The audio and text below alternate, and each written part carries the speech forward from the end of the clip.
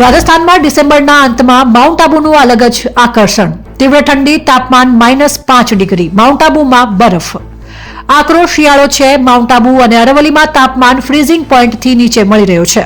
મળતી માહિતી મુજબ માઉન્ટ આબુના તાપમાનમાં 2 ડિગ્રીનો સુધારો થયો છે, પરંતુ હજુ પણ તાપમાન 0 થી 3 ડિગ્રી નીચે છે. તે જ સમયે અરવલ્લીના સૌથી ઊંચા શિખર ગુરુ શિખર ખાતે તાપમાન -5 ડિગ્રી સેલ્સિયસ નોંધાયું હતું.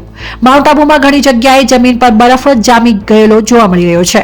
હિમવર્ષાનો આનંદ લેવા માટે પ્રવાસીઓ માઉન્ટ આબુ પહોંચી રહ્યા છે.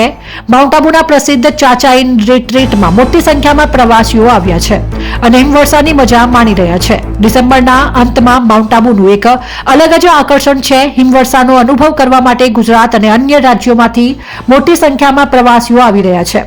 સવારે માउंट आबू में बर्फ की चादर छवाई गई थी और वाहनों बर्फ थी ढंकाई गया था. ठंडी की बहुत मजा ले रहे हैं. अभी माउंट आबू में 0 डिग्री चल रही है. इतनी ज़्यादा ठंड है, बहुत मज़ा आ रहा है. ठंड के साथ हम बहुत अच्छी चाय पी रहे हैं और बहुत मस्त मजा के नकीले के वेदर के एंजॉय कर रहे हैं.